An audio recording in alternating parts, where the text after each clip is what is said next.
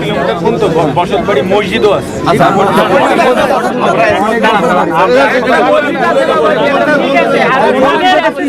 বাইরেও এটার প্রোটেকশন দেওয়ার জন্য একটু লং যদি হয় তাহলে আমরা লং একটা ইয়ে ঢুকাই দেই।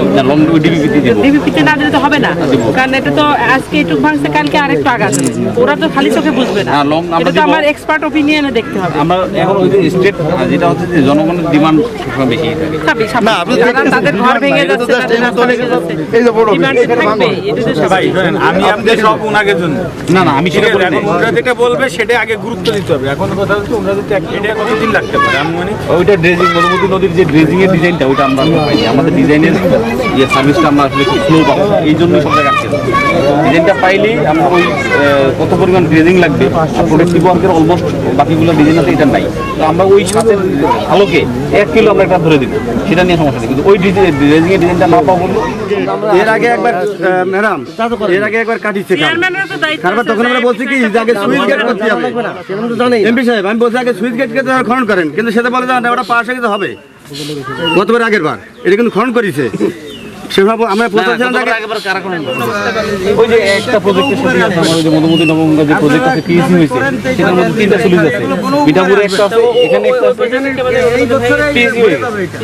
এখন এখানে অনুমোদন করে তা আমার কথা হচ্ছে যে এটা তো আমি দিতে চাই। আপনার ধরেন আমি আরো বেশি ধরলাম 1.5 বছর। 1.5 বছরে আপনি এই যে উন্ডা যেটা বলতেছে আপনি যদি খাল খনন করেন যদি আবার ভরাটে হয়ে যায় তখন ওই যে সুইচের যখন সুইচের আমি জানতাম, আমি তো আপনাকে সেটাই বারবার বলতেছি। আমি আপনার সেটি বলছি। এটা কোন ডিপার্টমেন্টের আওতায়? এটা সব ডিপার্টমেন্টের সব ডিপার্টমেন্টের আওতায়। সরকারের খাল বিএডিসি প্রজেক্ট দিয়ে কাটতে পারে, এলজিডি প্রজেক্ট দিয়ে কাটতে পারে, পানি উন্নয়ন বোর্ড কাটতে পারে। এর আগে কাটতে কারা? আমি জানি না। পানি উন্নয়ন বোর্ড কাটে নাই, কৃষিটাই আছে।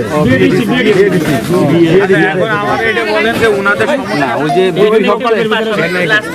আমরা যদি এক নাইকে বিল পাস করতে চাই সেটাও পারবো না। না এটা তো প্রসেস আছে, ওই যে আপনার যে ক্রাইটেরিয়া যেগুলো সময় লাগবে। না আমি বলি যেই ইয়েটা চাইছে সেটা আমরা দিয়ে তারপর প্ল্যানিং কমিশনে গেলে আমি আপনাকে বলবো, তখন এটা ওরা দ্রুত প্রসেস করে লিখে দেবে। তাহলে আপনার প্রসেসটা ওই একটা প্রজেক্টের মধ্যেই আছে সব।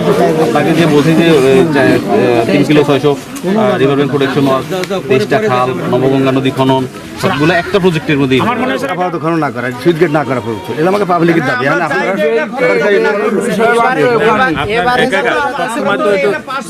মানসিকতা তো থাকতে হবে ওনাদের একটা। এর আগে কে কি ছিল না ছিল আমি জানি না। এর আগে এমপি সাহেবের এটা পাস হয়ে আসছে, এর আগে পাস হয়েছে এটা। এখন আমার থেকে যেটা হচ্ছে সেটা আমি আপনাদের ডিরেক্ট যেভাবে করা যায় সেটা, যে এখানে আপনারা যেটা বলতেছেন সুইচ খাল করা, সুইচ খাল এখন যেটা পাস হয়ে আছে তা গর্ত যদি করা হয় তাতে তো আপনাদের ক্ষতি হচ্ছে না। ক্ষতি হচ্ছে কোনো? আমি বলি